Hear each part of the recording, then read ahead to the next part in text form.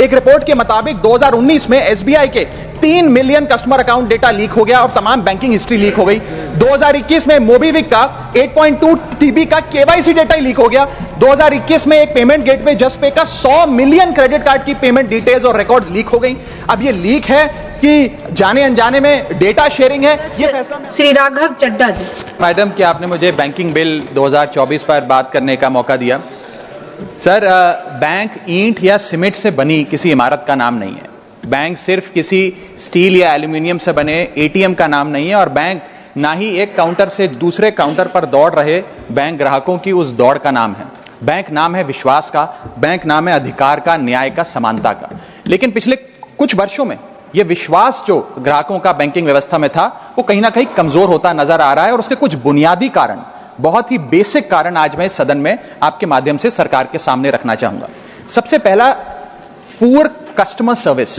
यदि आज किसी ग्राहक को सरकारी बैंक में किसी काम से जाना हो, तो मान लीजिए उसके ग्रह खराब चल रहे हैं और दिहाड़ी भी खराब होगी।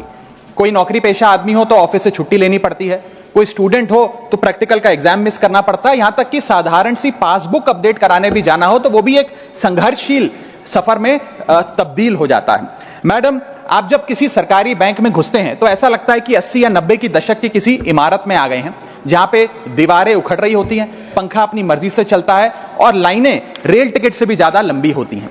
इसके बाद जब आप काउंटर नंबर 1 पे पहुंचते हैं तो बताया जाता है काम यहां नहीं होगा, काउंटर नंबर 4 पर जाइए। जब काउंटर नंबर 4 पे जाते हैं तो बताया जाएगा यहां पर भी काम नहीं होगा, फर्स्ट फ्लोर पर जाइए। और जब आप थके हारे फर्स्ट फ्लोर पर पहुंचते हैं तो बताया जाता है कि लंच हो गया है, लंच के बाद 2 बजे आइएगा।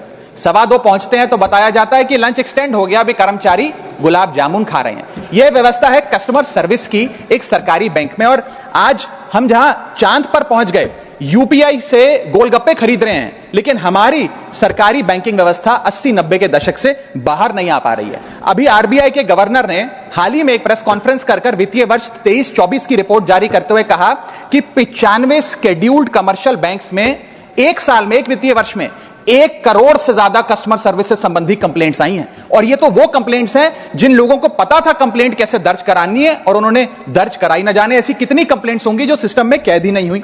इसी के साथ साथ बैंकिंग कोड और स्टैंडर्ड्स बोर्ड ऑफ इंडिया का एक सर्वे बताता है कि 45% बैंक कस्टमर्स बैंकिंग व्यवस्था से डिससैटिस्फाइड है, असंतुष्ट हैं। और मैं चाहूंगा आपके माध्यम से सरकार के कानों तक ये बात पहुंचे कि डिजिटल सर्विसेज का एक कस्टमर सेटिस्फैक्शन ऑडिट कराना चाहिए सरकारी बैंकों का, कि क्या हमारी सरकारी बैंकों की वेबसाइट का इंटरफेस या मोबाइल एप्लीकेशंस सरल हैं, अच्छी हैं, या कस्टमर्स उससे त्रस्त हैं।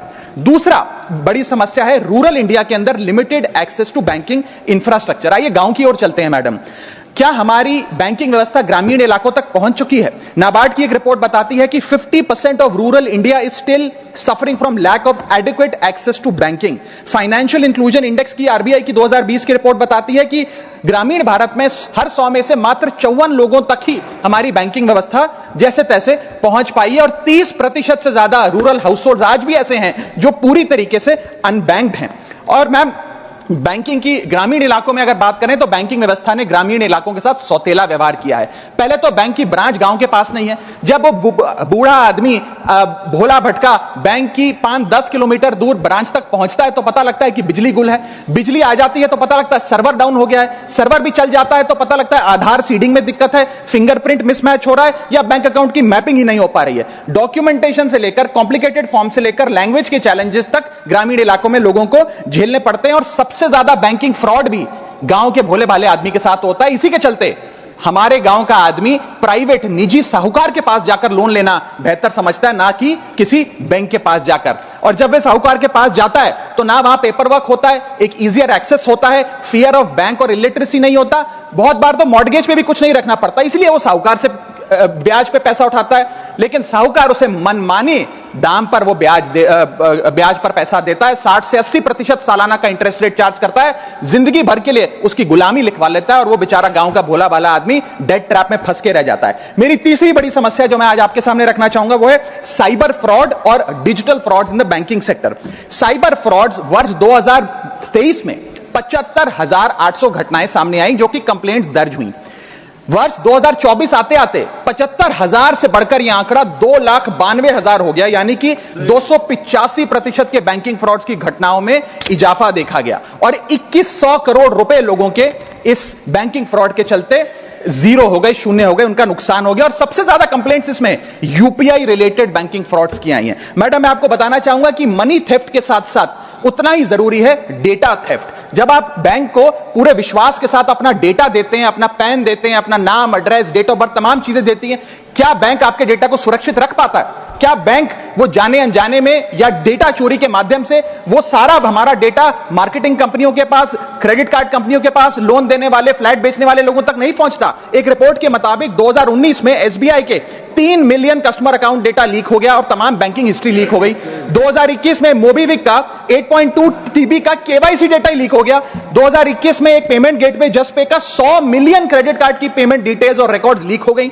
अब ये लीक है कि जाने अनजाने में डेटा शेयरिंग है, यह फैसला मैं आप तक छोड़ता हूं, लेकिन आपको इस डेटा लीक का भुगतान करना पड़ता है, आपको उसको भुगतना पड़ता है। और उसका सबसे छोटा सा उदाहरण है कि आए दिन आपको आपके बीवी, आपके माता पिता, आपके घर वाले फोन करके आपका हाल पूछे ना पूछे, मार्केटिंग कॉल्स वाले आपको रोज फोन करके कहेंगे कि आपका क्रेडिट कार्ड अप्रूव हो गया, आपका लोन अप्रूव हो गया, हमसे फ्लैट ले लीजिए, हमसे फलानी चीज ले लीजिए। इनके पास ये हमारा डेटा आता कहां से? एक बड़ा सवाल है।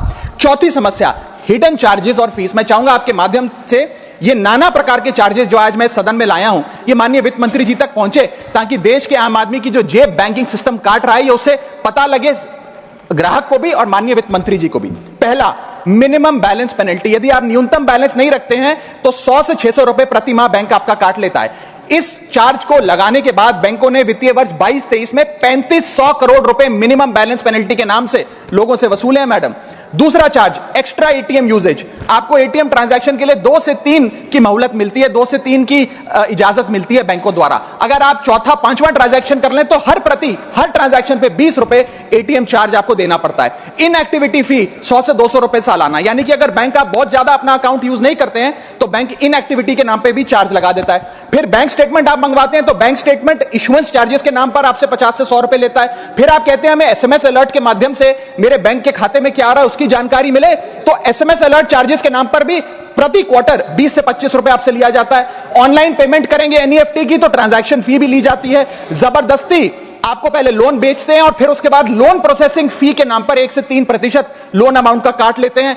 और जब आपकी किस्मत ठीक चल रही हो और आप समय से पहले अपना लोन बकाया जो है उसका भुगतान करने बैंक पहुंच जाएं तो loan preclosure charges, early payment penalty के नाम पर भी बैंक आपसे पैसा वसूलता है। साधारण सा सिग्नेचर बदलवाना हो, नॉमिनी की डिटेल्स बदलवानी हो, उस चेंज पर भी 200 रुपए प्रति ट्रांजैक्शन के नाम पे बैंक आपसे पैसा वसूलता है। और डिमांड ड्राफ्ट, पे ऑर्डर बनाने जाएं तो 100 से 200 रुपए प्रति डिमांड ड्राफ्ट आपसे पैसा वसूलता ही वसूलता है। यानी कि कस्टमर्स की जेब काटी जा रही है और कस्टमर्स को पता भी नहीं लगता कि कितना पैसा बैंक इन नाना प्रकार के चार्जेस के चलते आम आदमी से वसूल रहा है।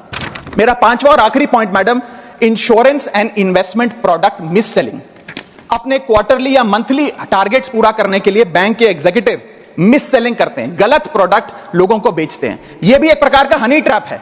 मीठी मीठी बातें कर कर भोले भाले मासूम लोगों को ऐसे प्रोडक्ट्स बेच दिए जाते हैं जिनकी जरूरत उन्हें है ही नहीं। IRDAI, insurance regulatory development authority of India की एक रिपोर्ट बताती है कि 3.5 लाख सालाना कंप्लेंट्स में से 20% कंप्लेंट्स सिर्फ और सिर्फ मिस सेलिंग की, गलत प्रोडक्ट बेचने की उन्होंने दर्ज करी हैं। सेबी की एक रिपोर्ट बताती है कि 30% इन्वेस्टर मिसलीडिंग इंफॉर्मेशन का शिकार हैं। और म्यूचुअल फंड्स की मदर बॉडी, जिसे association of mutual fund of India कहते हैं, वो बताती है कि 23%, मैं खत्म कर रहा हूं मैडम, 23% इन्वेस्टर ऐसे हैं जिनके पास वो प्रोडक्ट्स हैं जो उनके रिस्क प्रोफाइल और फाइनेंशियल गोल से मेल ही नहीं खाते हैं।